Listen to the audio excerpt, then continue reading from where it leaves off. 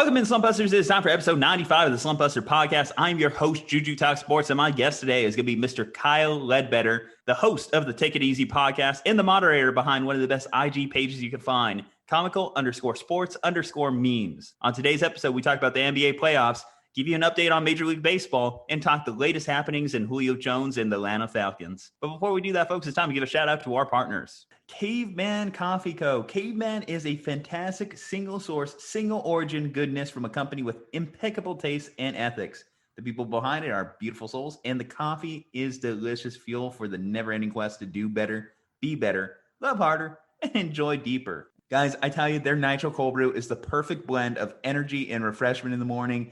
Great way to start the day. But why stop there? They have their Mammoth blends, which I highly encourage you getting. They have their hibiscus teas, which are delicious. And guys, if you use our promo code SLUMP, you get 15% off your next purchase of any of these fantastic products.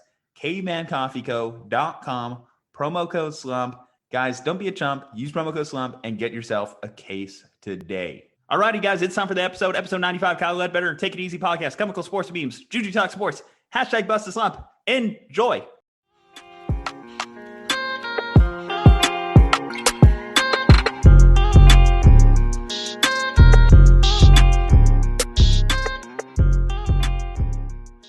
Welcome in, Slumpbusters. It is time for episode 95. Yes, we are 5 episodes away from the coveted 100 spot. Closing in hot, got that 1,000 subscriber mark, and we are happy to bring you Kyle Ledbetter for the third time on the Slumpbuster podcast history. A frequent guest, the host of the Take It Easy podcast, the mod behind the Comical Sports Memes Instagram page, which is very popular, has a ton of great memes, and is a hilarious page that I encourage everyone to check out.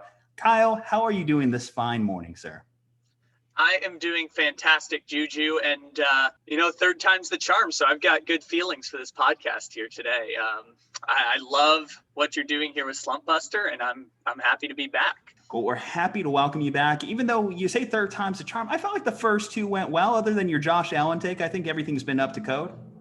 I've burned the tape on that. We don't discuss the fact that I said Josh Allen would go 6-10 with the Bills and get replaced by Dak Prescott. But in my defense, Buffalo did have the 17th ranked defense last year. It just happened to be that Josh Allen had the greatest single season improvement in the history of the NFL. So yeah, no biggie. Just sleeping on a dark horse MVP candidate, or should I say a dark bill MVP candidate there, giving the Three Rivers crowd a little bit of hope, right?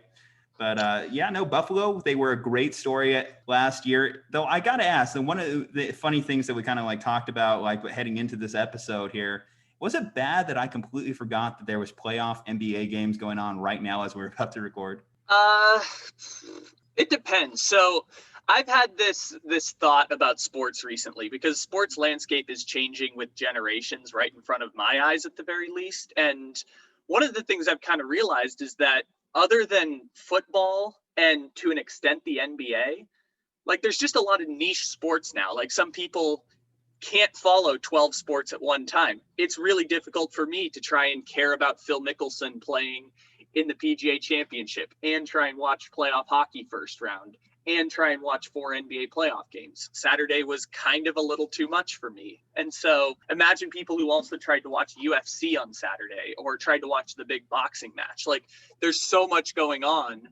And I didn't even mention the fact that my San Diego Padres have won 8 consecutive games and now have the best record in Major League Baseball. So there's so much going on that people kind of pick and choose their niche sports. Like football is the one sport that's like king of the American sports landscape. Like they have a monopoly on everyone's attention whenever football season comes around. And it's slowly becoming like a year-round sport, as I've noticed from content. But people kind of pick and choose the sports they like. Some people love baseball. Some people love the UFC. So no shame if you're not paying attention to playoff basketball. I didn't really watch any regular season basketball this year. I just followed it, knew enough to talk about it with some sort of interest and intrigue, and being able to throw stats out like the Clippers had the second best net rating in the NBA this year, but they're still increasingly dependent on Kawhi Leonard for a lot of their offense.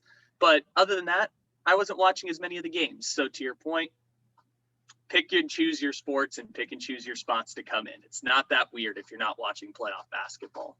Yeah, I think it's very easy as a general sports show like we are at the Slumpbuster to kind of lean football heavy. Like you mentioned, football is king in America. Football always has these interesting offseason debates. The offseason just keeps extending into headlines that people want to talk about, that captivate interest and people want to click on. When you talk about like NBA storylines, it kind of seems like you run out of stuff to really delve into beyond LeBron. It just starts to kind of get a little bit monotonous in talking about it.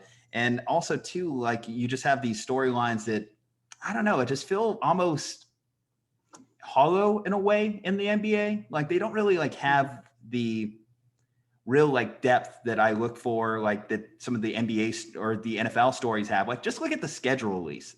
The schedule release in the NFL was tons of blogs, videos, content for everyone. It was a godsend if you talk sports. But the NBA, you could just go weeks on end without something really interesting happening. Is that like mostly a product of it being a long season, do you think?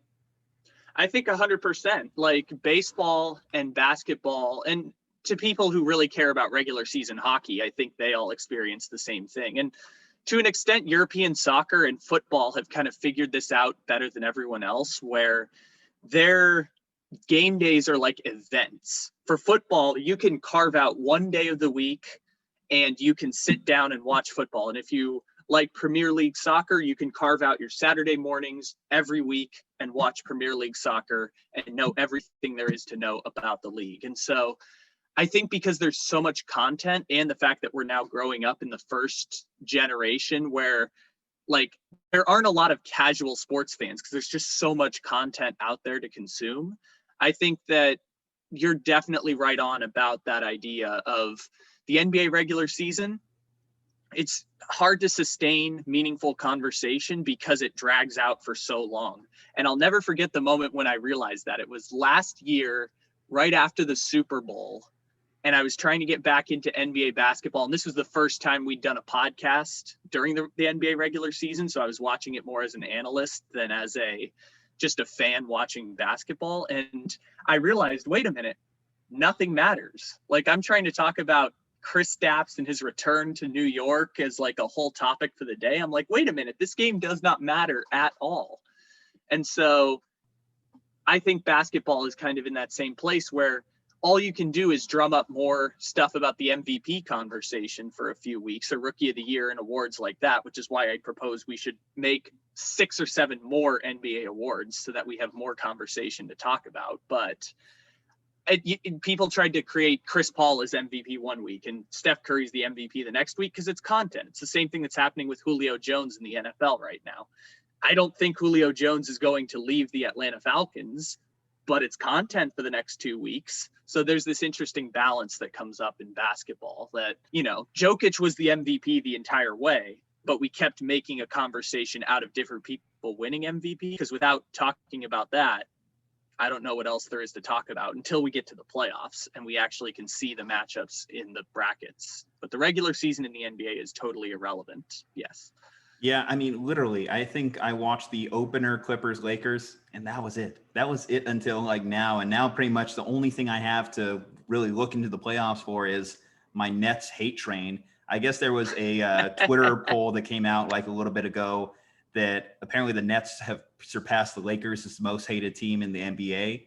And that definitely did catch my interest because I don't know. I just look at the guys, man. I just cannot get behind him. Maybe it's because I have that biased Boston Celtics fan in me, but Kyrie Irving is just the bane of my existence. Not to mention Kevin Durant spurning us a couple years ago as well when he was making his decision.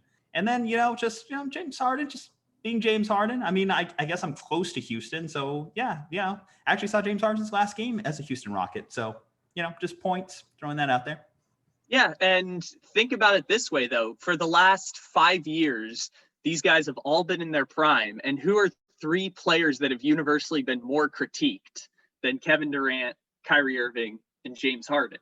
And now they're doing the thing that for some reason everyone hates, which is joining together on a super team. I think it's the greatest thing in the world, which is why I've gone the other way. When I see everyone hating on Kyrie, because I love Kyrie Irving. I love the idea that we have an interesting player who at the very least is being fun for us to watch. First of all, his game is insanely fun. But second of all, he says things that create content and he speaks his mind. And I wish more NBA players spoke like Kyrie Irving.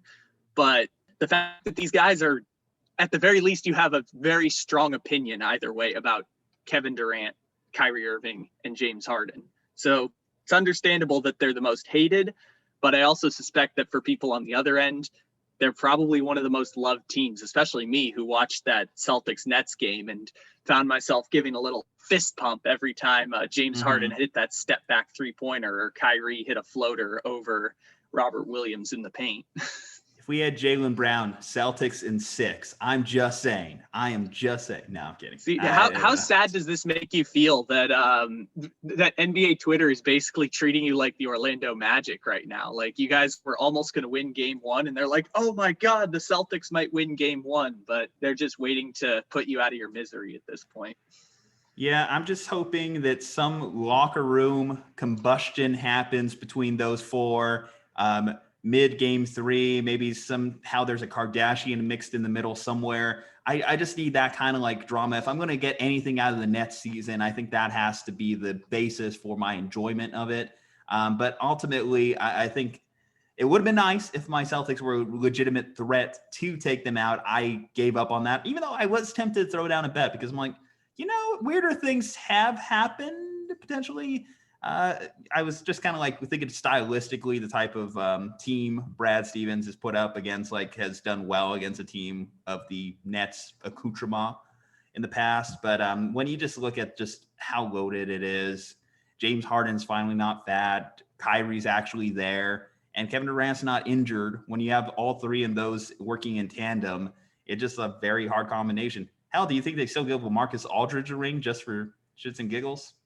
Yeah, DeMarcus Cousins got one from the Lakers last year, in case you're unaware of that. He tore his Achilles in the preseason last year, and they gave him a ring. So LaMarcus Aldridge is going to get one if they win the championship, because his was a tough situation to go through with the medical retirement. So he'll get one. In terms of the Kardashian thing, so I'm not well versed in the Kardashian verse. So is Tristan Thompson still dating a Kardashian? Because I know he's on the Celtics now.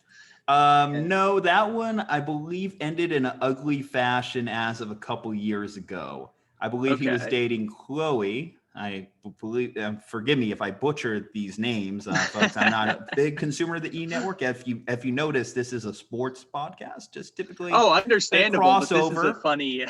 Yeah, but this is a funny premise. But with that said, obviously Blake Griffin. I think he's got one of the Jenners. I never understand Kylie or Kendall. One of those is mixed in there.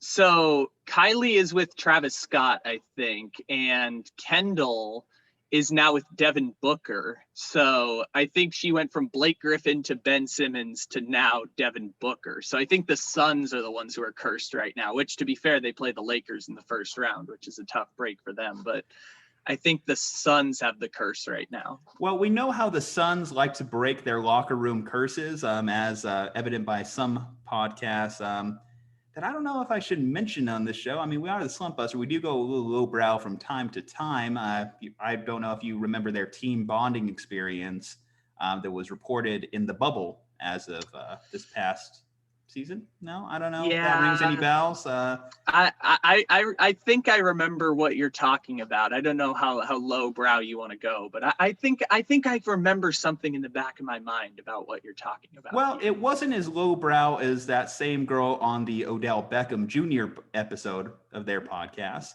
but it was pretty up there. It was a pretty wild story, and hey, I remember the Suns won like 8 straight games in the bubble, so if it works, it works. Now they got Chris Paul. So, I mean, I don't know if Chris Paul's down for, some of their activities, but, you never know. I don't want to do that to Chris Paul. Chris Paul seems like an impossibly nice guy. Like, he's got his kids in State Farm commercials with Sabrina Ionescu now. Like, I'm not going to do that to Chris Paul. But if anyone doesn't know what we're talking about, please Google it. Just Google.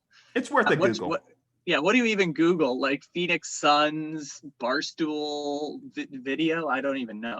Phoenix Suns. What would be something? The password is orgy. That's where we're going with. Anyway, guys, moving on from that. Where do we even transition from that? Let's see. Should we actually talk about the Suns actually being relevant though as a team? I think that's kind of a cool story. Like honestly, CP3 goes to that team and suddenly they're over there. What, the 2 seed in the West? Now that's pretty damn impressive to me. Like CP3 just goes to teams and suddenly they're playoff contenders. That Oklahoma City team from last year, they should have been at the bottom of the standings. In fact, I think the numbers bear it out what happened to them this season. And they made the playoffs, makes the playoffs with Houston, makes the playoffs with the Clippers, even made the Hornets in New Orleans relevant in their time. So I think CP3 is one of the most underappreciated talents in my lifetime.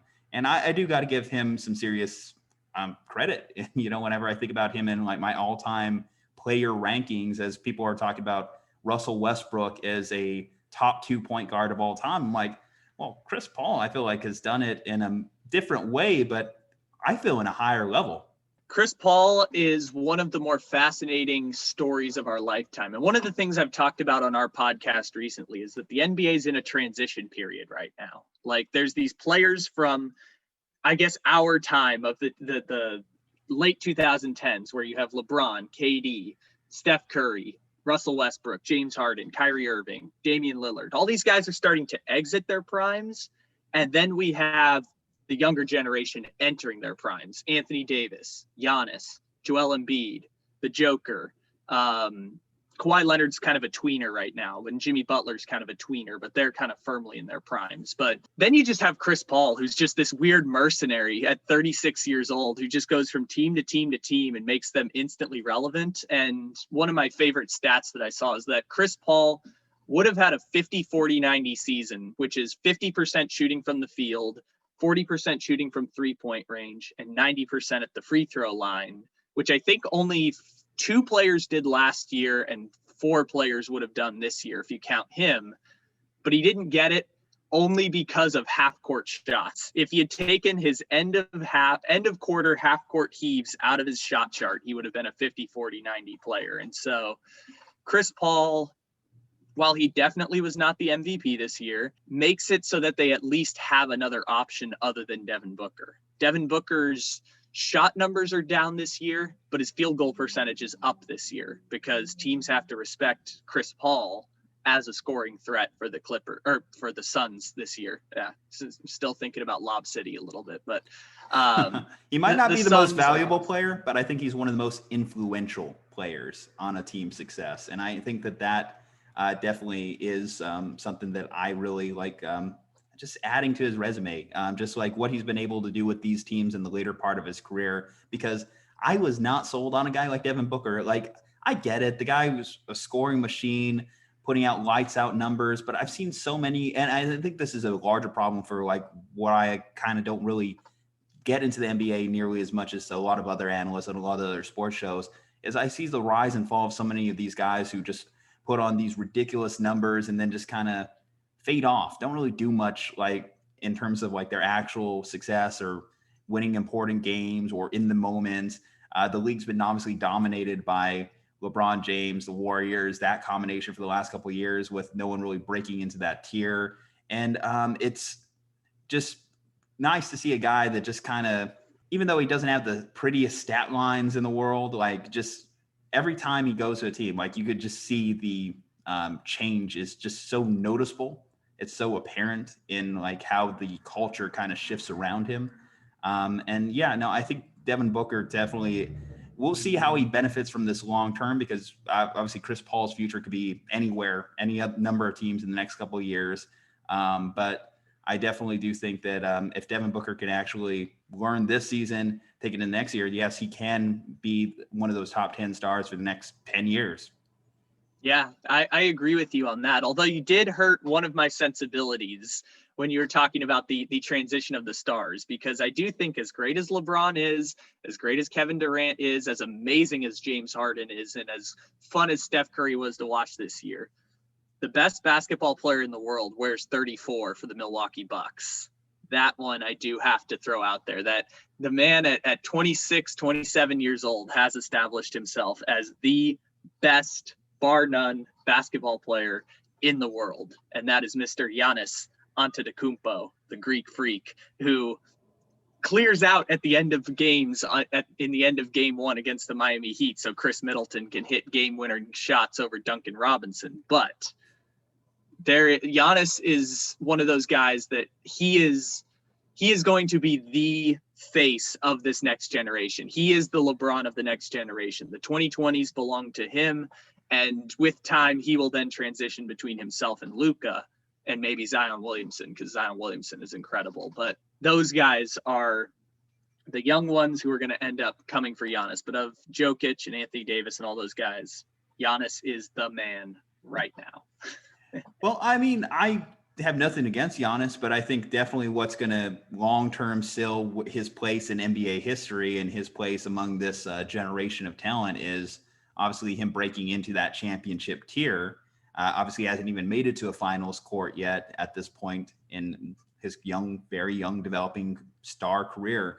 If any year was to do it, it would be kind of the one where he's flying under the radar the most, right?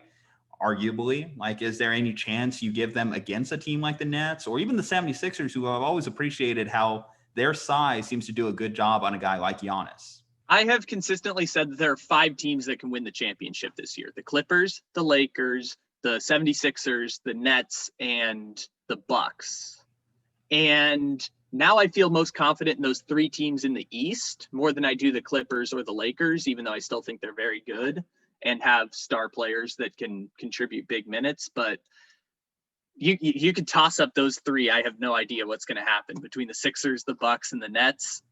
Any of the 3 could win it. I think the 76ers, because they only have to go through one of them, that they don't have to beat the Bucks and the Nets. I think they're in a better position because they get, with apologies to Knicks and Hawks fans, they get to coast into the Eastern Conference Finals. So I think that gives them infinitely a better chance, because the Bucks and Nets kind of have to beat each other up a little bit in the second round. But yeah, the Bucks could do it. I don't see why not. I could see the Bucks beating Brooklyn and then going in against the 76ers and being favored in that series. So I think any of those 3 teams that you mentioned can win the Eastern Conference and would probably be the favorites to win the finals, especially if the Utah Jazz slip between the cracks and make it to the NBA Finals this year. Okay, so with that said, I'm not asking you to say what you think is going to happen, but what would you like most to happen? What's the finals outcome that would satisfy Kyle Ledbetter? So this is difficult because last year, so let's start by going back to May of 2019 when, as you mentioned, Giannis was kind of flying under the radar and they were the number 1 seed and he won his first MVP, and they were up 2-0 on the Toronto Raptors with Kawhi Leonard. And then that game 3 went to double overtime and the Raptors won. And then they won game 4, and then they won game 5, and then they won game 6. And the Bucks got bounced and the Raptors went on to win the championship. So from that point forward, I said, Kawhi and Giannis was so much fun. I want that rivalry to be a thing. And last year, both of them got bounced in the second round and just broke my heart. Because last year, the Bucks, the Clippers, and the Lakers were the teams that were going to win the championship. And the Lakers did win, but they kind of got to coast through Denver and Miami to get there. So the one I want to see personally the most is Giannis versus Kawhi, but I'm not going to be sad if it's Kevin Durant versus LeBron and we get to watch that. Like, Steph and LeBron in the first play-in game was so much fun that I'm not going to be sad if it doesn't go that way. But personally, I want to watch Giannis versus Kawhi in the NBA Finals. I think most NBA media picks are definitely going to be that Nets-Lakers dynamic. Obviously, it would really establish whether or not Kevin Durant has, some are even starting to say, surpassed LeBron in terms of legacy. Like, if he adds another ring to his trophy case, does that put him ahead of LeBron? I'm like, I don't know. I mean, LeBron just kind of does everything, and that's why I think kind of like makes his place in NBA history so special. Whereas Kevin Durant, I guess one of the big questions is if he did win a title, does that validate his other 2 titles? Because there's still a lot of people, and even a little bit myself included, that may even discredit his Golden State titles a little bit. Hey, you went to a loaded team. You went to a team that didn't really even need you to get over the top. Obviously, they won 73 games the previous year. So does going to the Nets, going to a team that obviously has the elite pieces as James Harden and Kyrie Irving, one that he kind of worked a little bit. He worked the strings a little bit of the NBA media to make that stuff happen. Let's face it. How does that kind of impact Kevin Durant in how you view him? So I have done probably a half dozen or so podcasts on just the psychology of Kevin Durant, because Kevin Durant is so fascinating as like a thought experiment, because I have always felt, and I still feel this way to the day, two things to this day. Number one, the Warriors needed Kevin Durant to get over the Cleveland Cavaliers in 2017. I don't think that it was inevitable they were going to win those championships in 17 and 18 without Kevin Durant. And two, that 2017 finals was Kevin Durant surpassing LeBron James in terms of the best player in the world. He averaged like 34.5 points in those 4 or 5 games in 2017 and won those 2 finals MVPs. So from 2017 until tearing his Achilles, Kevin Durant was the best basketball player in the world. And he's not that anymore. Giannis and Kawhi are up there, and LeBron is obviously very good all the time, except when he's tearing a groin or got an ankle injury for the first time in his career. But I think Kevin Durant has been grossly underappreciated for those reasons. About he got to the mountain and realized that people were still pissed that he joined the Warriors, and it wasn't the validation that he thought he was going to get. Like, yes, you're going to be mad at me now that I joined the Warriors, but I'm going to be amazing and win championships and be the player of this era. And I'm going to get the validation of being the king of the mountain. And after that 3rd year in Golden State, he didn't get any of it. He got very little of it, but he's also the guy who goes into the internet and starts looking at Twitter comments and Instagram comments. And my favorite story of that comes from Ethan Strauss's book, where he listened to this very obscure Warriors podcast out of Oakland and then confronted the producer of the podcast when he had a media credential to one of their games and basically said, I hear everything. I listen to everything. I know everything you say about me. And that seems like just a crazy existence to be living in when you're Kevin Durant. And I don't know if Kevin Durant is happy or if he's found happiness in Brooklyn, but I think this championship is not so much like validation for Kevin Durant, more than validation for the rest of the people who, unlike myself, haven't really come around on Kevin Durant yet. I think the Achilles injury forced us all to kind of look in the mirror a bit about like, wow, we kind of like tore this guy apart until he literally couldn't walk anymore. As like us as like Twitter and us as a sports media, like as sports media as a whole, like, yeah, you could go down the list of like bigger outlets than us. We're not making that big of an impact on whether or not Kevin Durant is happy or not. But hey, I mean, you said he chased down a small-time Warriors podcast. You never know. He hears everything. He sees everything. We see you, Kevin.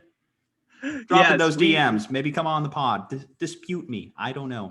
I mean, we see you, Kevin Durant. Probably be a little cordial. I mean, if we're being honest, it's big talk while you're not here.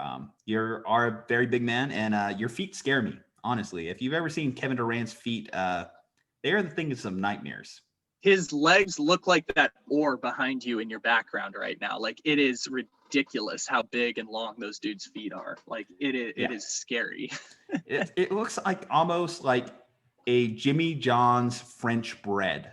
If you just kind of like need a good visual for what Kevin Durant's feet look like. I don't even know who crafts these shoes, or who is like Kevin Durant's shoe brand.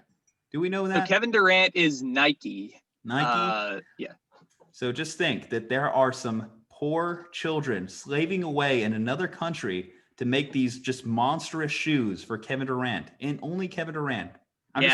Those size 22 shoes that have to be narrow, they don't come very often. I don't think, even if you're buying KD, what are they on, the KD 10s now? I'm not a sneakerhead very much, but whatever signature KD shoe they're on now, I don't think they're coming in size 22 other than specially crafted for him. Do your feet look like a Subway sandwich? Try the new KDs. Yeah, I think if I were like fly fishing and I saw like Kevin Durant's feet flop out of the water, I wouldn't be surprised if I saw that those feet are just ridiculously long.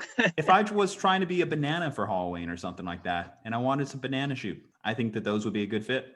I think those will Yeah, work. by the way, you mentioned banana, and I found that funny because Nikola Jokic, I made this joke on Comical Sports Memes yesterday, that he pulled up to a playoff game in Denver dressed in a bright yellow hoodie, kind of like the one I'm wearing here for people on YouTube, and yellow shorts and yellow shoes. And it was something else. I made the joke that he looks like the guy from Curious George, and it was something else in terms of Jokic's outfit. And by the way, they lost game 1 to Portland because Damian Lillard is still that bad, man. I don't think losing Jamal Murray is going to help Denver's long-term playoff chances. Like, I think obviously them having MVP caliber talent like the Joker will definitely help them get past Portland. Like, I love Portland, yes, and I love Dame, but they'll get past Portland, rest assured, whether that's in 5 or 6 games. Portland had a worse defense than Brooklyn this year. Portland was worse than like Cleveland and Orlando in defense this year. Yeah, it's going to be the opposite of a gentleman's sweep. I think I could see very easily the Nuggets winning the next 4 games. But yeah, that's just something so odd about like NBA fashion. I think the only player in the NFL that really lives up to the standard of like NBA fashion is Cam Newton, and he almost seems like a rarity. But obviously Russ Westbrook for years with some of the outfits he would put out there. And yeah, I don't know. I feel like if I was in that setting, what would be your style? Do you think you'd go like crazy over the top? Do you think you'd keep it to hoodies, like go Allen Iverson with it, kind of like keep it casual? Or do you think you're going all business? I would have some flair. I would definitely have some flair in my dressing. I think I would probably be closer to like a Klay Thompson where, you know, there's going to be some flannel in there, but it's going to be like cut the sleeves off the flannel, kind of like kind of casual, but let's keep it something interesting and something people haven't seen, and maybe pull up in some retro jerseys and little things like that. Or I could just come in my Fernando Tatis jersey and rep the San Diego Padres all the time. But I think I would definitely like to put a little flair on it, even if it's not like the fashion sense of a Cam Newton or an Odell Beckham or sneaky good in fashion. I mentioned him a second ago, Klay Thompson. Just he's sneaky good in terms of fashion, but I'd like to keep it a little bit creative. I know you're the professional here, but I would like to keep it a little bit like with some flair and flavor. Yeah, I was going to say, like, I think I might go with the NHL player approach. Just, you know, go like, you know, a nice custom suit, you know, maybe a little bit of something with like a pinstripe going down. You know, call me Ranch because I be dressing, you know. There is one thing. There's nothing cooler than guy on the team who buys 15 custom suits and everyone walks in together in the same custom suit. Nothing cooler than when they do that. I think that is one of the coolest things, because that is like a send a message that you should fear us kind of thing. And I would be afraid of someone who dresses in the same custom suit for his entire team. Or even better, whenever they get the same custom suit for the rookies and it is something ridiculous because, you know, hazing still exists, guys. And in NFL, NBA, and MLB locker rooms, you can expect to see it. It's a little bit of an old school approach, but, you know, we still have some old school managers in the game, obviously. Tommy Lasorda, cheers to you. Wait, Tommy Lasorda. Why did I say Tommy Lasorda? Tony La Russa. I got close enough. Yeah, Tommy Lasorda. Yeah. Tommy Lasorda passed away a few months ago, but yes, Tony La Russa is still there. I'm glad you mentioned that. That whole Tony La Russa thing is so funny. I mean, you know, hey, we just talked a bunch of basketball. We could get into some baseball things. I'm definitely more invested in this baseball season than I've been in the last few. I mean, I think baseball, when your team's not really in it, I hate to say it, it's kind of one of the hardest sports to really appreciate. Like, as much as I love my Giants, and I really do love my Giants, those bad seasons in the middle that we've had, they were like... Yes, you're learning how being a Padres fan works, because I spent my entire memorable childhood, my first memory of being a Padres fan was them missing the playoffs on the last day of the season in 2007, and they never made the playoffs until last year in my entire lifetime. So you are learning how it feels to be a San Diego Padres fan, and always remembering the names of terrible teams, but never expecting anything great. And even when you do expect something great, they will ruin your expectations. I thought you were about to say the 2010 season, because I was going to say, obviously, I remember the 2010 season in very favorable light. Obviously, man, last day, Jonathan Sanchez. Yeah, for people who don't know, the Padres had about a 6-game lead in the division, and they just blew it in September, and the Giants ended up winning it last day of the season, and the Giants ended up winning the World Series. It was, it was not great. I think even more so, I think it was a double-digit lead at one point in the standings. I want to say even if you go back to August, it was at least over 10 games because I really was, I'm not going to lie. I mean, my Giants hadn't won anything at that point in my history of being a fan, going back to Barry Bonds. They hadn't really done too much meaningful outside of the 2002 World Series appearance. To see them go on that magical Giants bullshit run that they did, because I'll be honest, a lot of the Giants' success in that 2010, 2012, and 2014 season, a little bit of bullshit mixed in there, but you need a little bit to get lucky and to win some games. I mean, when you have Hunter Pence break his bat and the ball rolls down his bat 3 times in a game 7 against the Cardinals, you know you got someone upstairs looking down on you. You know you got that kind of type of Tim Tebow type love coming from upstairs. And yeah. When who is the guy? Was it Travis Ishikawa is hitting walk-off homers to send you to the World Series? You know that there's some bullshit going on there. But yeah, that Giants run was like magical 2010, magical 2014 mixed in with a 2012 season where they just dominated everybody in baseball. Oh yeah, that was actually the one season out of that little dynasty. And 3 out of 5, you can probably call it a dynasty. I know it's kind of odd because you had those weird seasons. Yeah, in baseball, 3 out of 5 is ridiculous because of how random the postseason format is. Like, the best team doesn't win the World Series in baseball. Like, it is so random. 3 out of 5 is easily. It's the dynasty of my lifetime. Yeah, and when you give like the validation, obviously Buster Posey winning the MVP, I think that kind of like adds to that 2012 team. The weird thing though for them is obviously they had to come back from a 2-0 deficit against the Reds, a 3-1 deficit against the Cardinals, and then they just run the Detroit Tigers out of town like easy. So that was a unique kind of type of team there. 2014 was all on the backs of Madison Bumgarner. No doubt about it. Like I think people still to this day consider his postseason run in 2014 the greatest postseason run by a starting pitcher in MLB history, which is just at the very least in our lifetime. In our lifetime, I don't think there's anything that you can compare it to.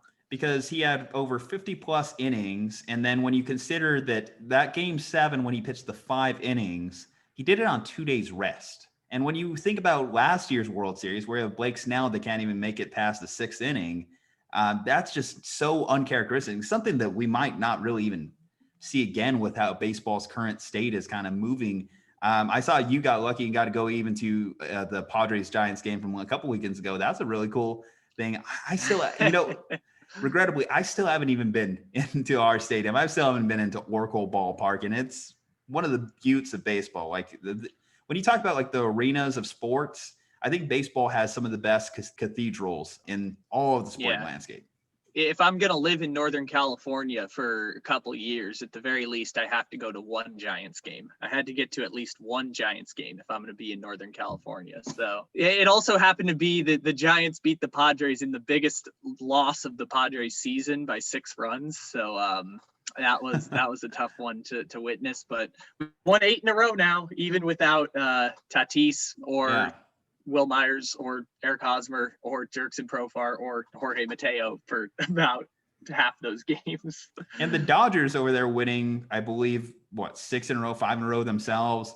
The Giants, obviously they dropped the last 2 to the Dodgers. That NL West is an amazing division this year. Just when you look at those 3 teams at the top, obviously the Giants have been the biggest surprise out of the 2 because the biggest storylines were the Dodgers repeating. They go out there, get NL Cy Young Award winner Trevor Bauer, add him to the World Series rotation. And then the Padres, it's kind of funny when I think about like what the criticisms are for a team like the Yankees and a team like the Dodgers. Oh, they go out there, they buy all their talent. I'm looking at the Padres team, and you guys definitely aren't afraid to spend some money. They're definitely dropping coin on these big time free agent acquisitions, whether that be going out there getting Blake Snell, what they went ahead and did with, like you mentioned, Eric Hosmer, bringing him in, and then a couple other guys. They do have their homegrown talent, but it's funny, out of the 3 right now, you would say that the most homegrown team is the Dodgers. And Like that just Yeah. when you think about that early 2010s, that just completely flipped it upside down. How is it the Dodgers are this good scouting guys? They bring up like a random guy and he's an all-star.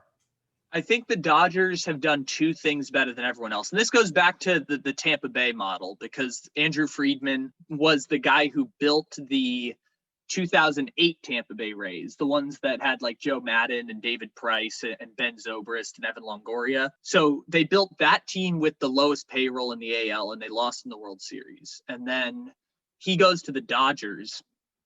And there's three things I think the Dodgers have done better than everyone else.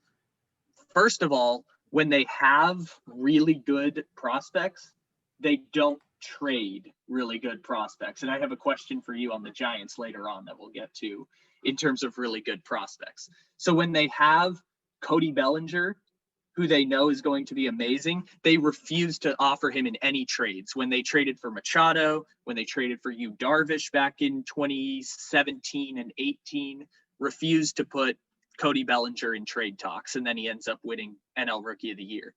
Same with Corey Seager. Same with Gavin Lux, who's now up in the majors, and Dustin May, who just had Tommy John a few weeks ago. They refuse to trade the prospects they know are really good. Two, they're really good at developing players. Like they get in the Justin Turners, totally change his swing, and now he's going to hit 250 career homers with the Dodgers when they got him cut by the New York Giants, signed a minor league deal with the Dodgers, and he's been their star third base. Cut by the New York Giants. Wow, was he like sorry. Starting center or what position would Justin Turner play with that beard? He's an offensive lineman for sure. No, he's a little too thin. Justin Turner, if he put on weight, Justin Turner could be a pretty good linebacker. I think that Justin Turner could be a damn good linebacker. Oh, with that beard, he'd look like a savage coming at you. Oh my gosh, yeah, not to distract. Not to distract you. You were making great This is what we do. When I make a mistake, like calling the New York Giants the New York Mets, calling the New York Mets the New York Giants. They've all kind of switched around over the years. Obviously, the Mets colors based off the Giants, based off the Dodgers. A little NMLB history thrown in there. We'll throw that into the mix.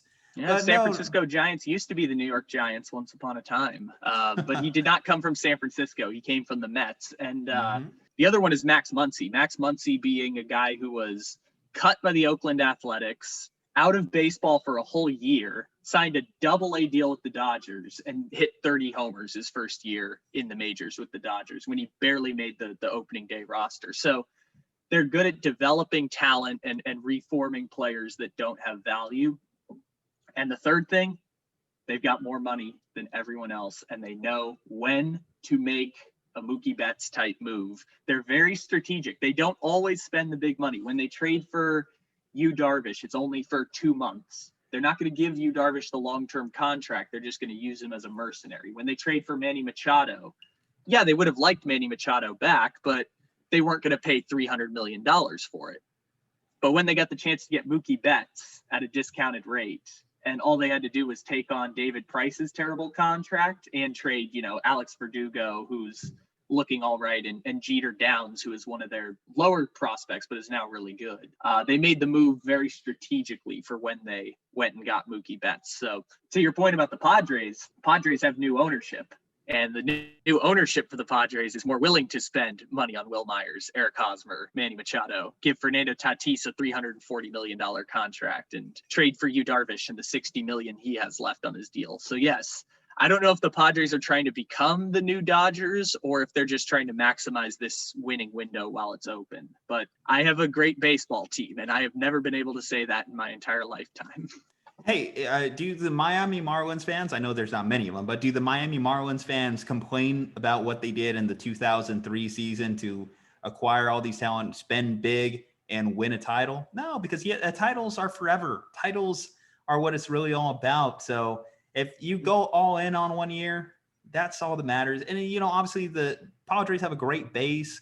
When you have a young superstar like Fernando Tatis on your team, bare minimum, you're going to be able to sell tickets for the length of his contract unless he doesn't fall off the face of the earth, which doesn't seem likely. He's a fun guy either way. He takes the sport seriously, and I think that that's important. And now it just obviously going to be like eventually when these other guys' contracts start to get a little bit cranky. I mean, even in the early part of Manny Machado's contract, I can say you probably don't think that he's really necessarily lived up to his expectations, right? Well, it's weird because this year he's been one of the most disappointing players on the team, but they have the best record in baseball. But last year he made his money worth because it was only a 60-game season, but he finished third in the MVP last year he finished second in the MVP behind Freddie Freeman, and I think Bryce Harper was third, but it was also a short season. Was that? No, because I could have swore Ronald Acuna was up there. Acuna was up there too. Maybe I need to do some research. I'm pretty sure it was the two Braves. You're right, and obviously Mookie Betts. That's right. So that's American League. So here's the NL MVP vote. Okay, yes. So here's what the final votes came out to be. Freddie Freeman ran away with the award. Mookie Betts was second. Machado 3, Tatis 4, Juan Soto 5, and then there's just some smaller people who got like little votes in there, like Marcell Ozuna and Bryce Harper and Corey Seager and Trevor Bauer, and just smaller like fourth place votes. But that was the 5 that you mentioned was Freeman, Betts, Machado, Tatis, and Juan Soto. I'm actually surprised I remember that just off top. I'm not going to even lie. I enjoyed for what it was that 60-game season, but maybe this is where I am a little bit of an old head. I actually have really liked this 162-game season to this point. I've liked having baseball back because I think it is one of the quirks of the sport, it being a marathon as opposed to a short sprint. So, it's nice to have May baseball back. It's nice to have April games. It's nice to be able to go to a minor league baseball game. And that's in my plans here in the next couple of weeks, Just something to get out of the house. I think that's one of the cool things about like baseball, especially live baseball games. You actually had a question about the Giants, though. I just want to go back to, you mentioned as far as their like team building, you were talking about the Dodgers. Oh, yes, I do. First point I was going to say on that is that I like the long season because I can scream my 4 favorite words in the world, which is regression to the mean. Is that teams that look really good right now will regress to the mean. And as great as your Giants are, I expect that they will be about 4 games out with 5 to play in September, as good as they look right now. Because the fact that Anthony DeSclafani looks like a Cy Young Award winner, I don't think is going to last very long here. But so about Joey Bart, right? Yeah. Catching prospect, the heir apparent to Buster Posey. Yeah, Joey Bart hasn't really had a great deal of playing time. I know has been optioned back and forth here too, which is a little disappointing. You would like a guy like him to just get in the big leagues, get some bats, and stay. I'm interested to see what the long-term plan is for Farhan Zaidi. So here's the theoretical situation I'm proposing here, because this is a question of how much you believe in the Giants right now. I imagine your answer will be different later, but you could give up Joey Bart right now, and in exchange, you would get 3 years of Max Scherzer. Would you make the exchange right now? God bless here. I think when you just kind of like think about one of my answers I've already given you, it's all about winning titles, right? As nice as it was to win in 2010, as nice as it was to win in 2012, as pleasant as it was to win in 2014, winning one more in my lifetime would really just make me whole. And even then, I don't think I'd be satisfied. Do you think the Yankees fans are satisfied with 27 rings? No, they're going for 28. They've been going for 28 for quite a while. In the last 25 years. They've won 1 in the last 25 years. That's why they're not satisfied. True. Fair point. But I'm not going to lie. It is like one of those bad nightmare dreams to go to bed at night and think, wow, could we go on like a Cubs titleist route? So every opportunity that the Giants have to win a title, I say they got to take it. And you mentioned it. Yes. Can DeSclafani hold up? He's probably going to regress.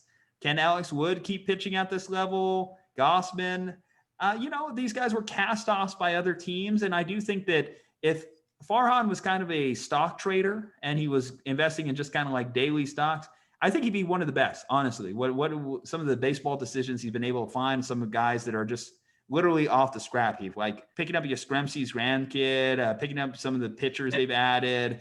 Donovan Solano is crazy. Like that dude was a nobody, and now he's amazing. Dubon, like literally all Darren Ruff, all these guys that are actually contributing to this team in a positive light. And I don't even like necessarily their manager. Coming off Bruce Bochy to Kapler it seems like a drop off personally. Mm-hmm. I think when I think about those dynamics, and if you told me a Max Scherzer for 3 years, knowing what type of level pitcher Max is, knowing that he'd be in one of the best pitching ballparks in baseball in Oracle Field. I think if you have an opportunity to do it, as much as I would love to see Joey Bart's career develop over time, I think you have to go all in. And I know that kind of goes opposite of what the Dodgers are doing, keeping their prospects, building those guys up. But when I think about the Giants' success too in the early part of the 2010s, you think about some of the trades they made to win those titles.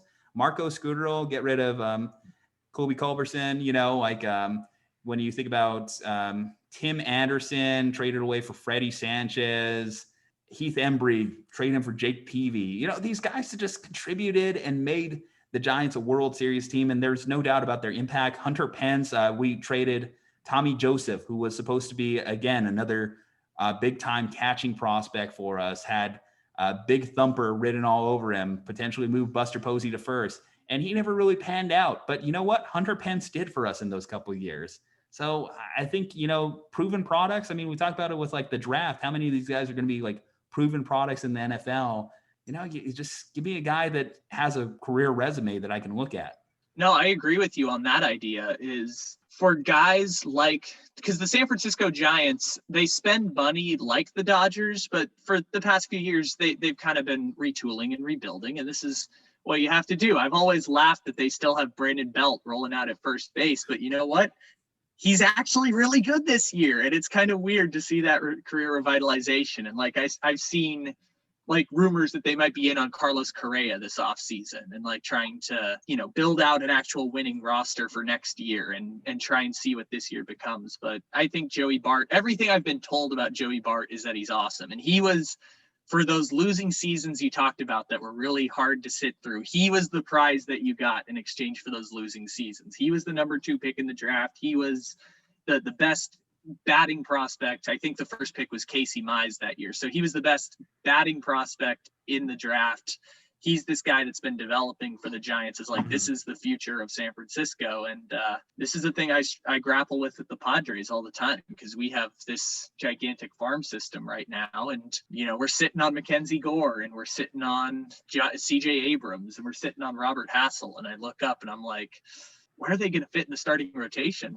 And the reason I bring up Scherzer is because he's going to be when the trade deadline rolls around in a couple months, he's the big name that's going to be like the Machado or the Yu Darvish, the big fish that might be out there, because he's a free agent at the end of the year, and it looks like Washington is going to be worse than the Miami Marlins this year. So. Yeah, I think the problem too for the Giants, as much as Farhan's done a great job of rebuilding their farm, I still don't think that they necessarily have the trade assets that a lot of these other competing teams will have, because like I mentioned with what the Dodgers have been able to do, they still just have a stockpile of prospects that they can just throw out there to anyone, that even if you told me the Giants threw out Joey Bart, the Dodgers have 3 more guys that it feels like they could just throw out there to outbid them.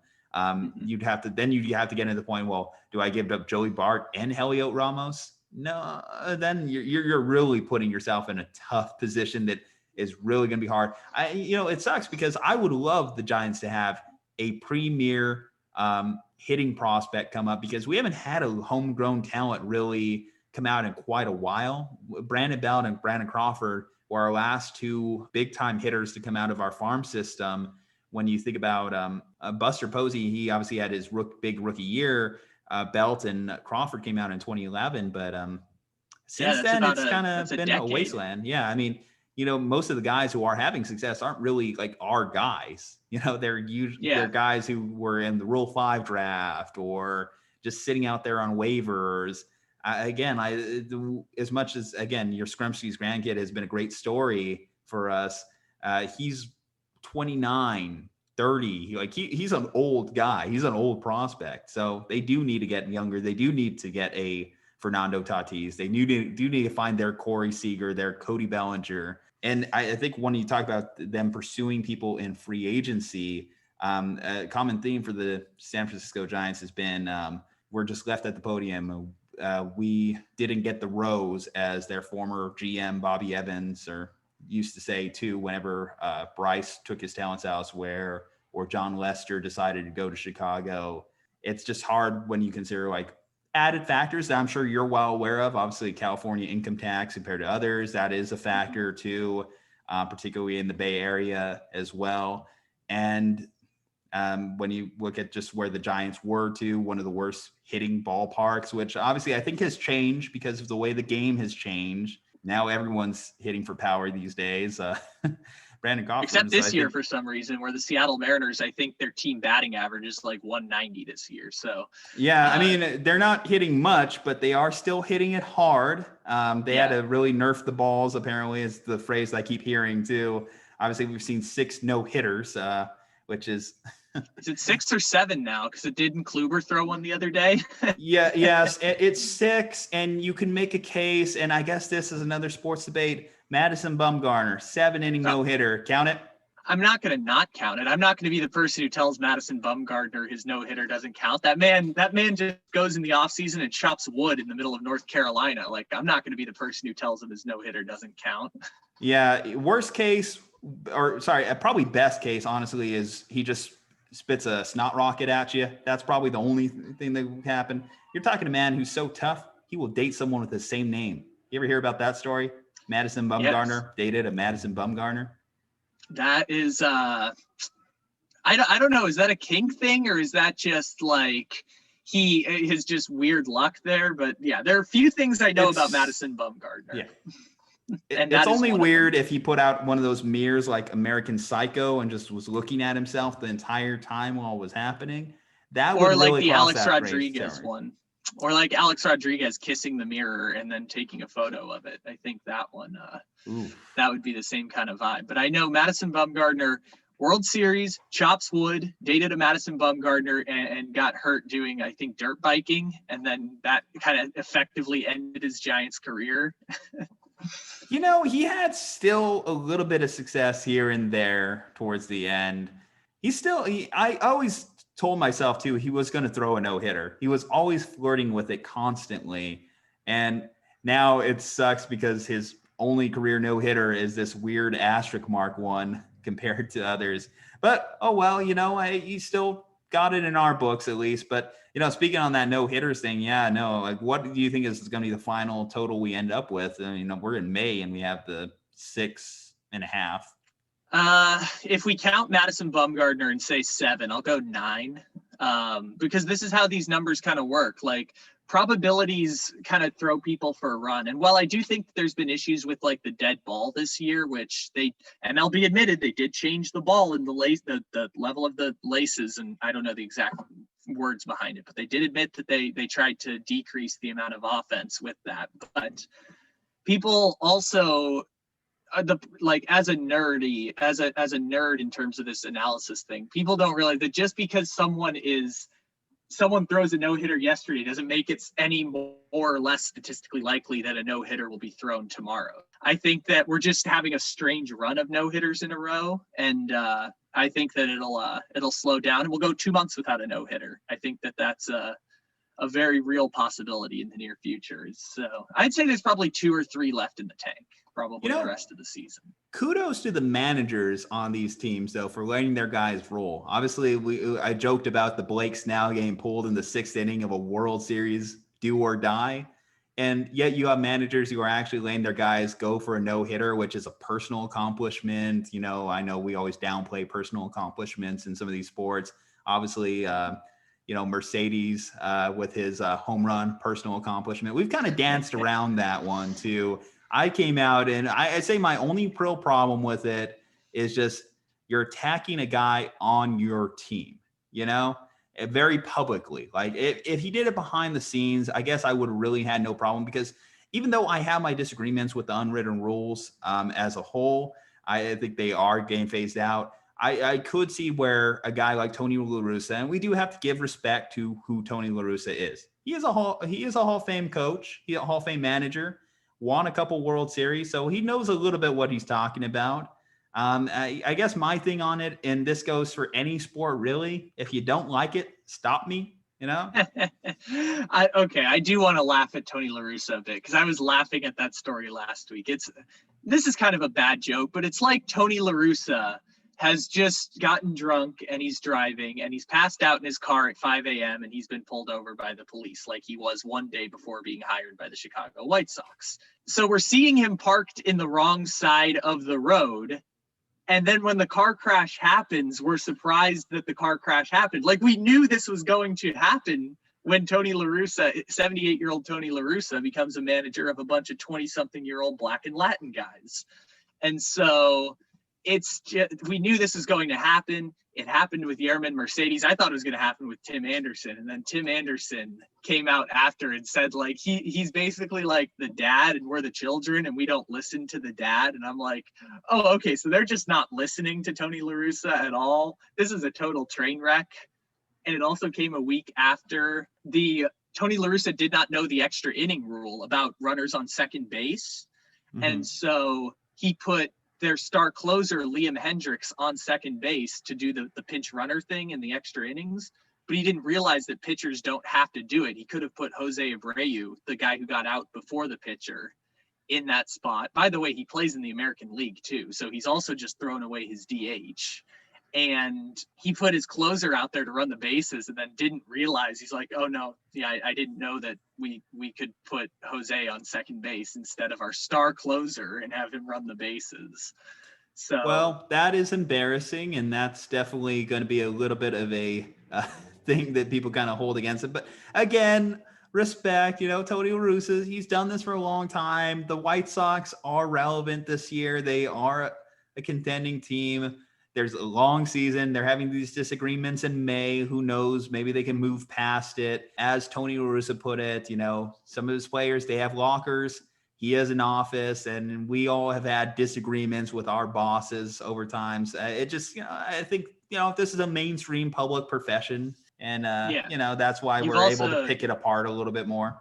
You've also brought up the funniest part of all of this is that the White Sox have the best record in the American League right now, which is... They're a fun team. That's the thing. They're a fun team. Yeah. So it's kind of like when you look at that dynamic, one of the most fun teams in baseball with this curmudgeon of a manager, but maybe it works. Who knows? Maybe this is... If the White Sox win the World Series this year, do you think we'll give a damn about this little headline in May? I think... Wow, that's a good question. I think that the White Sox can actually win the World Series because I keep trying to go through the American League, and every year I go through I'm gonna preview baseball and learn about what has changed in the offseason and who's gonna be the big teams. And for the past 5 years, it's just always in the American League, Yankees, Astros. And this year was the same thing. I came up and looked at the rosters. I'm like, yep, Yankees, Astros. Those are the two best teams. But now the White Sox are trying to invade that Yankees, Astros regime at the top of the American League. Tampa Bay did it last year too, when they beat the Yankees in 5 games, then beat the Astros in 7 games and went to the World Series. But maybe the White Sox are that team this year to finally take down the Yankees and the Houston Astros. I mean, so much parity in baseball. You alluded to it when we were talking about the Giants and their kind of dynasty as well. Can the Dodgers repeat? That's been one of the big things. When you look at the Dodgers, the fact that they didn't just kind of blow it up after the World Series. In fact, they kept adding. It's hard not to look at them and think they're the World Series favorite as we sit here today. Even with the competitiveness in the NL West, I'm sorry to say it, I still feel like the Padres just feel like little brother in that matchup. Yeah, you won't hear it from me though. You won't hear me ever say it, but isn't it cool that the 3 best teams in the National League are all in the same division and they're going to play each other 19 times in the season, even though I don't think the Padres and Giants play each other until September, but it's such a weird thing. The fact that we didn't have a Dodgers Giants series till this weekend. Yeah. And baseball is very strategic about when they're putting these Padres-Dodgers series together. So I don't know if you noticed this the first time around, but the 2 times they put the Padres against the Dodgers in April, it was the weekend after the Final Four had concluded. So there was no sporting events And then the second one was Oscars weekend. So the MLB went head to head with the Oscars with that Padres Dodgers game that was like 7-1 Dodgers, and the Padres came back. So they're being very smart about when they put the Padres and Dodgers on national television to try and generate viewer interest. I think they play again in June. Like the close to the last week in June. But yeah, it's been interesting to see the Padres and Dodgers rivalry. But of course, San Diego has an inferiority complex, and anyone who's grown up in San Diego understands this, is that we are the little brothers to Los Angeles. Los Angeles has the cool stuff, and we're the sleepy beach town. Like, as someone who born and raised in San Diego, everyone kind of understands that inferiority complex a little bit. I mean, it doesn't help when you lose one of your NFL franchise, your only NFL franchise, to the town up north, right? Or is it up north? Or yeah, it's up north about 3 hours. Okay, it's about 3 hours up the I-5 freeway. Lost track of California geography. I haven't been out there in a minute, but understandable. Yeah, but of course, San Diego lost the Chargers there. The Clippers, technically, if you go back to like my father and my grandfather's generation, like the Clippers left out for Los Angeles, and Los Angeles is Hollywood. Like, Los Angeles has like Hollywood Boulevard and downtown LA, and movies and flashing lights and all, just a bigger city. And San Diego is like the 8th largest city, but a lot of it is like cool beaches and surfing and military and Comic-Con. Yeah. And Comic-Con. Yeah, but even Comic-Con was back in 2017, there was a huge debate about Comic-Con going to Los Angeles. It was a negotiating tactic to try and build a bigger convention center. So even that was about to get shipped out to Los Angeles. Yeah, like, man. That's always tough, losing your team. I don't know if we have enough time to even say like losing your team, Oakland A's, to the Las Vegas, a feeling that Oakland's kind of grown familiar with there. Well, baseball wants to get that expansion team in there, and so they want to push it forward on this Oakland and Tampa Bay situation, where they want to figure out if those teams are going to move, so they can decide who gets an MLB expansion team. Where do you want them? I want Vegas for the A's. So for the Athletics, I think the Athletics are probably going to end up. Well, this is a tough question. So we've done a podcast on this when that weird story came out about Las Vegas A's. Is that a thing? So they've got about a $980 million stadium that they want to build in Oakland, and the money would be repaid with taxes generated from the stadium, but they need public money in advance. And the pandemic kind of threw that for a loop. And the city of Oakland doesn't want to vote on it yet because they're in the middle of the pandemic. But baseball because of the pandemic too, baseball wants to start doing expansion, because if they do 2 expansion teams at $2.5 billion each for someone to pay for an expansion team, that would be about $5 billion in extra revenue for baseball. So they want to do expansion, but they need to figure out the Oakland and Tampa Bay stadiums first. So I don't think I care as much whether Oakland goes to Vegas or stays in Oakland, but I think if they go to Vegas, and if Tampa Bay like does the weird like Montreal / Tampa Bay thing, I think Nashville's going to get an MLB team, and I think Oakland might get an expansion team, but also maybe Portland would get an expansion team in there. I think those are probably the most likely options. I think Oakland has unfortunately shown a non-committal relationships to their sports teams. So if you told me there was no sports teams in Oakland, I don't know how much I'm really shedding a tear. And I'm sorry, any Oakland-based fans, but I think when you just kind of, you'd probably even agree based off the state of the Coliseum in recent years. Obviously, the A's have just been trapped there for the longest time. And the Raiders, they got a better deal. And when you look at that stadium that they got in Vegas, you can't begrudge them for wanting to move on. And then you look at what the Warriors did too, moving across the bay, made sense. It made sense from having a newer stadium, having these stories of rats running around and going back to Moneyball, paying out at vending machines and doing all this, and especially too, when you look at the success of an Oakland A's franchise, I mean, it's not like they're one of the worst teams in baseball and haven't been relevant for years. They're a good team. they win. They bring in fan interest. So the fact that they haven't been kind of met halfway on this, and yeah, you could say like maybe they rushed it, but they've been talking this for decades.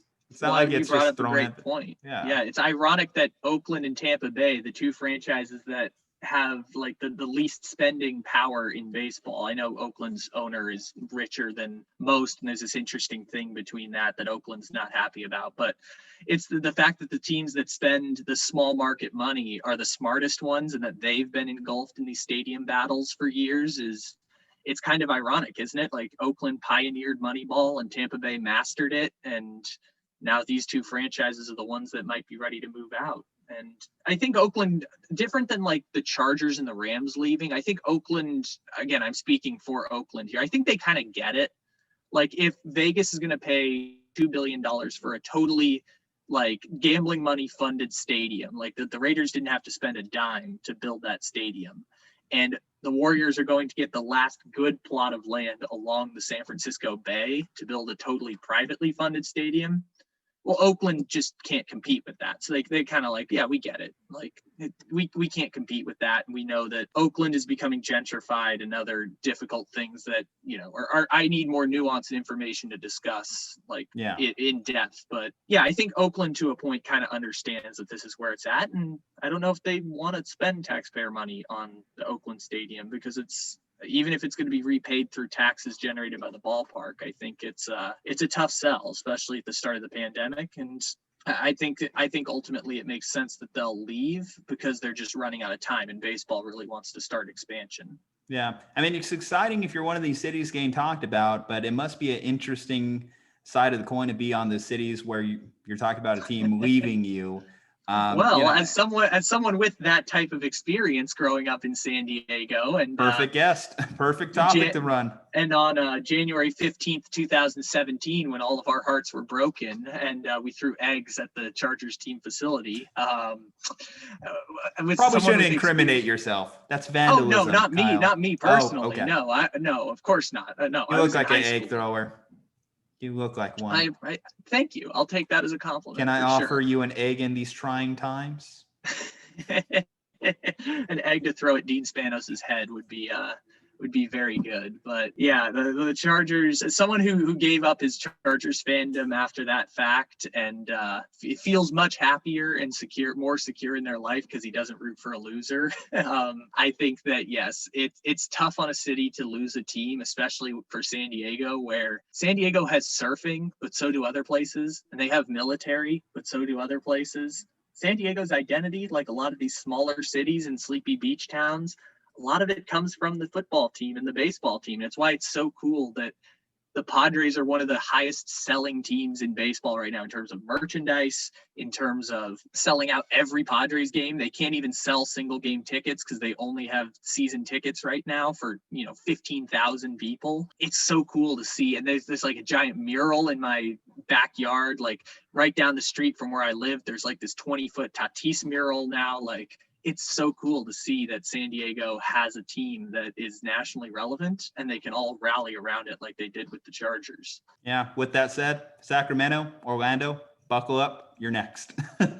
Maybe Sacramento's got that AAA team right now. So I think that would be, that'd be cool. As Sacramento's right a little bit down there, a little bit north from where I am. Oh, right no. now. I was saying like, I think the Kings, the Magic, they need I don't know. It feels like those guys. So Sacramento's an amazing story. Sacramento has their new stadium in a 30-year lease because they moved to Seattle. They had the paperwork signed to move to Seattle, and they backed out of the deal in 2014 because the fans in Sacramento rallied to get that new stadium built that is now, again, like about 15 miles north that way. But so are the Kings a sleeping giant then? Is that what we're saying? Like in terms of no, they're totally irrelevant. As a basketball team, no, they're totally irrelevant. No, they're the New York Knicks. They're the worst team in the NBA that's actively trying to win. No, they're terrible, but they are going to stay in Sacramento. That we know with 100% certainty. They will be terrible in Sacramento for the next 25 years. All right. Well, Kyle, we're obviously coming towards the end here. So, I mean, it's crazy. Actually, we started off talking football is king. Football leads all discussions on a general sports show. And we spent basically over now. We're talking basketball and baseball. But I do want to get in one quick NFL story. Again, one of the subjects that we kind of danced around, Julio Jones. He's the big talk of the town, obviously a big content point for us here. And you said you believe that he will not be traded. How strong are you in that conviction? I mean, I don't know anything. Let's put that first and foremost. I don't know anything about what's actually going to happen, but it runs counter to what the Falcons are trying to do, unless they're going to trade Matt Ryan with him. But it doesn't look like the Falcons have a plan. And that's the part that makes it kind of sad. Like, if you're a fan of the Detroit Lions, you should be happy. It looks like they have genuine competence in the front of their organization. They're trading. Yes, kneecap biter looks like he at least has a plan. They've traded all of their star players. They're going for a top draft pick next year. They're going to, if they're going to suck anyways, at least let Jared Goff play in an Anthony Lynn offense and be allowed to throw the ball 20 yards down the field. So see what you have there.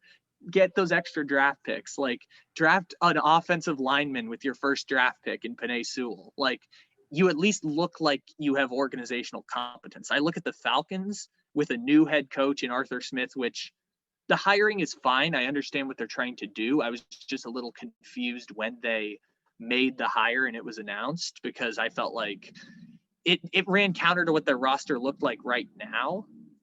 And you obviously have a new GM coming over from, I believe, the Saints, if I remember correctly. But you've got a new GM, a new coach, and they took Kyle Pitts with the first pick, who I think is like totally awesome. And, you know, even if I would have picked Justin Fields, I think that it's going to work out very well for them. It's a Kyle bias. Yeah, just a little bit there. Yeah, just Kyle Pitts is, I was making this joke throughout the process with the Bengals, which is just the Bengals fandom had a civil war between Penei Sewell and Jamar Chase, and then pulling up in his alien spaceship was Kyle Pitts, ready to join the war. But then they ended up taking Pitts before then, and then went Jamar Chase. Kyle Pitts is just a weapon at this point. Like, his position should just say weapon. But he's gonna be a part blocking tight end for Mike Davis. And, you know, I just, to the point on the Falcons, what does trading Julio Jones accomplish at this point? If you want to run 2 wide receiver, 2 tight end sets like they did in Tennessee with Arthur Smith, understandable. But why do you want Matt Ryan then? Why do you want Matt Ryan to play at 36 and be there for 2 more years under contract? I guess they don't have any other option at this point, but it runs counter. I guess Kyle Pitts can be a rebuilding piece, but I think it runs counter to what they're trying to do if they trade Julio Jones for less than like an offer they can't refuse. If someone's going to give you a first round pick and a player for him, you can't say no. At a certain point, like with Jamal Adams last year with the Jets, I don't think the Jets intended to trade Jamal Adams. I think the Seahawks just offered 2 first-round picks and a third-rounder, and I think like Barkevious Mingo was in that trade or something. But yeah, Barkevious Mingo, a couple first-round picks for a safety. It's kind of a easy. Yeah. Can I say yes faster? How does this work? As good as Jamal Adams is, and I don't think the Jets will see a player at that position better than him for the next 15 years. They got an offer they couldn't refuse, and ultimately it helped them get Zach Wilson. It was the right move for the Jets to make at the time, because you can't turn down 2 first-round picks from the Seahawks for Jamal Adams. So same thing with Julio Jones. If you get an offer you can't refuse, take it. But other than that, there's no problem walking into camp with Julio Jones next year. Even if he wants out, if he wants to make a stink of things, that changes it a little bit. Like, if he's ready to make things ugly and he's like dead set on leaving Atlanta, that changes the equation. But I don't think that's the case right now. At least the reporting suggests that that's not the case right now, that he like desperately wants to leave the Falcons. I think the Falcons are seeing what they can get for him. I mean, if you looked at the NFC South, and you told me, can the Falcons realistically compete? I feel like Carolina is still trying to figure things out. The Bucs, we know, are loaded. The Saints are in a state of chaos, obviously, now with Drew Brees retired.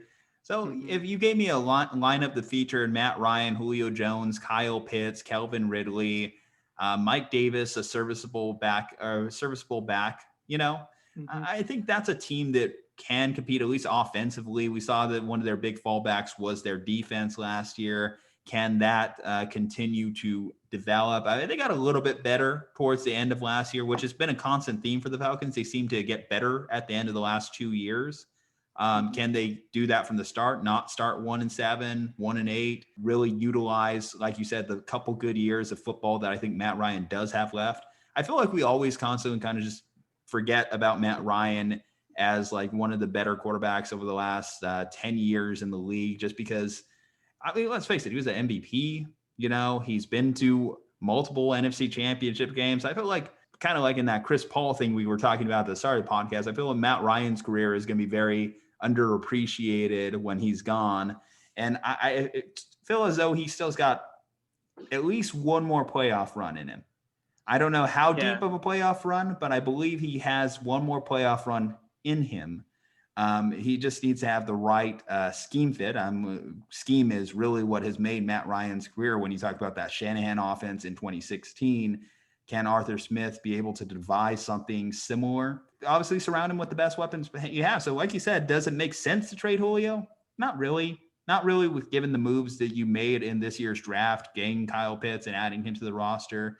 And, for an offer like a second and a fourth, when you can consider relative value, no. And unless there's secret stuff going on behind the scenes there, I could see Julio being a guy that wants to be the highest paid wide receiver consistently ad nauseum, because I know a couple years ago he did kind of make a mini stink. No one really it kind of went under talked about, but he did kind of demand a newer contract.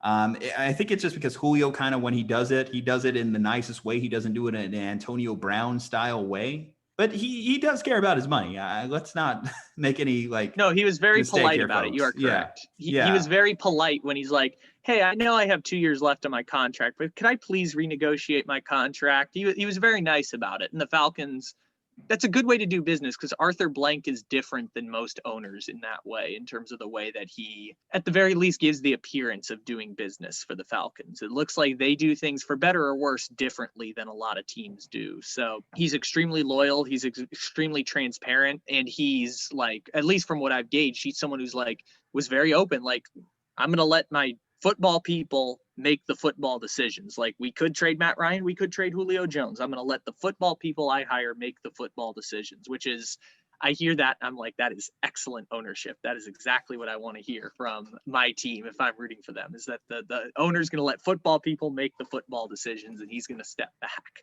Well, I think about an owner like Jed York.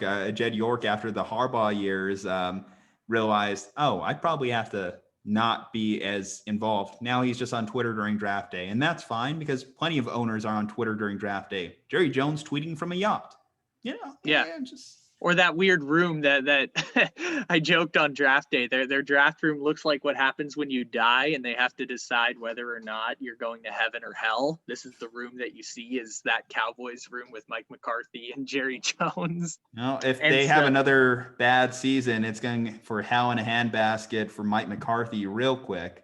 Yes, I agree with you on that. He's getting leeway, but yeah, it's very, the game is very clearly passed by. He needs to go to college, like go coach like Stanford, go coach Utah. Whoa, Kyle. Mike McCarthy, you're talking about a man who sat in a barn just studying analytics for a whole year, getting massages. But the legal kind of massages, not the Deshaun Watson kind. The Mike McCarthy, the game has very clearly passed that man by a little bit. And I just, Mike McCarthy, there's a lot of college openings. People will look for you. But I think that the biggest stain on Mike McCarthy's resume is that he has one Super Bowl. The fact that he only won one Super Bowl with those Packers teams is a stain on Mike McCarthy's resume. And I will never forget that he got fired, because when you lose at home to Josh Rosen, you know your time is up in Green Bay. So those are what I remember about Mike McCarthy. Go get a college job. Go coach one of these, like University of Colorado. Like, go coach in the Pac-12. Go coach in the ACC. Like, there's a lot of college openings for you. I mean, UCLA and Chip might open up here pretty soon, so yeah, that's an option. Yeah, why not? If UCLA doesn't care about winning football games, at the very least, just bring in Mike McCarthy and let him try and recruit some people. I think Tennessee's kind of doing that, or Tennessee State is doing that with Jeff Fisher now. I think Eddie George is the coach there, but they're kind of just letting Jeff Fisher recruit some people now and see if that works out. God, I could go on a whole nother tangent about the Pac-12, and we'll get into that some other day. But Kyle, it's been a great podcast. Obviously, like, I really enjoyed talking to you. This is the third time. It won't be the last time. You know, I'm always happy to get on the phone. You have my number. But man, just plug away. You know, let's educate the people. Thank you for being available, man. Oh, thank you, Juju. What can I plug? Well, I've mastered the skill of shamelessly plugging over these many years of creating podcasts. If you want to check out the Take It Easy podcast, look us up anywhere and everywhere that you get podcasts. The best way to actually find us is by following us on Instagram at take_it_easy_podcast, or as Juju mentioned off the top, comical_sports_memes on Instagram. If you want to check out our YouTube, it's called Comical Sports. If you want to buy one of these jackets like what I'm wearing right now, our merch store is in the description of our Instagram accounts. We have a radio show. You can check that out too. It's in that same link in the bio to our Instagram. So yeah, check out all that stuff. And thanks again, Juju. Like, I love doing these Slumpbuster podcasts, and I brighten my day to see that I got a text from you to come on. So thank you again for everything. Well, it made my day brighter that you said yes. But all right, guys, check out Kyle Ledbetter, Comical Sports Memes, Take It Easy podcast. This is a Slumpbuster podcast. You're listening, but are you subscribed? Come on, let's get us to 2K on YouTube. We're closing in on that, and we need your help to get there. Leave us a 5-star review. Check out cavemancoffeeco.com. Use promo code SLUMP. Don't be a chump, and save yourself some money on some delicious cold brew coffee. Guys, I need you to stay safe, happy, and healthy, because we'll see you next time.